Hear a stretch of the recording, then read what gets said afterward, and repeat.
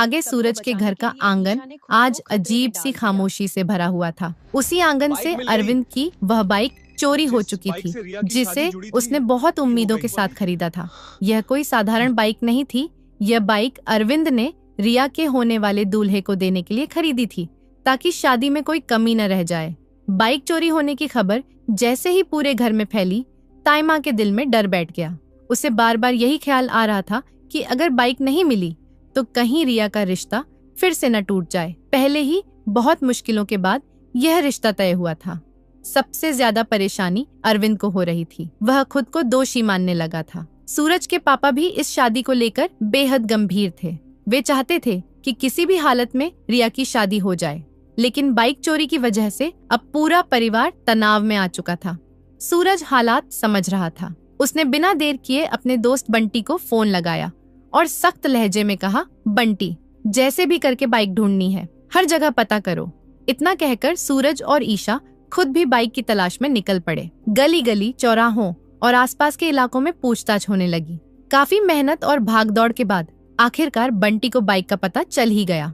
बंटी ने तुरंत सूरज को फोन किया। जब सूरज भैया, बाइक मिल गई है।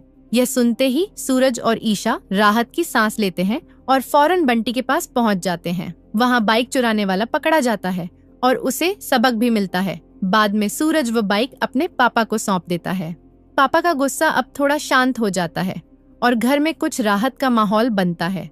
लेकिन कहानी यहीं खत्म नहीं होती। उसी दौरान अनिल को यह बात पता चल जाती है कि अरविंद रिया की इज्जत और जिंदगी बचाने के लिए उसकी शादी करवाने पर अड्डा हुआ है। यह सुनकर अनिल बौखला जाता है। उसे लगता है कि उसका पूरा प्लान बर्बाद हो गया है। अनिल भेष बदलकर अरविंद के घर पहुंच जाता है।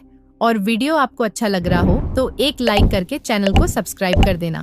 फिर मौका देखकर जबरदस्ती रिया का अपहरण कर लेता है। वह रिया को एक डांस बार में ले जाकर बंद कर देता है और कहता है, अब देखता हूँ अरविंद तुम्हें यहाँ से कैसे छुड़ाता है। मेरी योजना कोई नहीं बिगाड़ सकता। उस डांस बार का माहौल डरावना था। वहाँ कई लड़कियाँ मजबूरी में रखी गई थीं।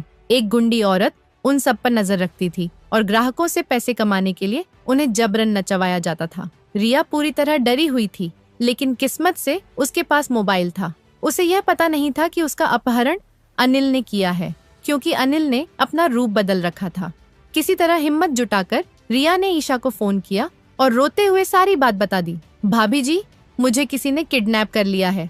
मैं डांस बार में हूँ, मुझे बचा लीजिए। ईशा बिना समय गंवाए रिया की लोकेशन का पता लगाती है और उसे ढूंढ निकालती है।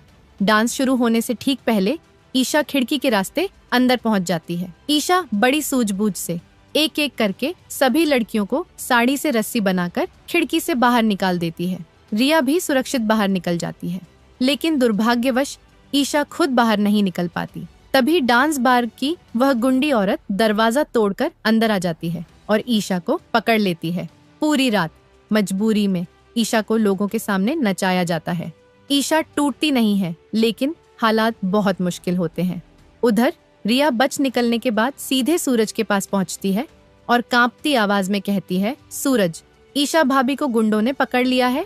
वे उसे जबरदस्ती डांस बार में रखे हुए हैं। ये सुनते ही सूरज के चेहरे पर गुस्सा और चिंता साफ दिखाई देने लगती है। अब ईशा को बचाने के लिए वह किसी भी हद तक जाने को तैयार हो जाता है।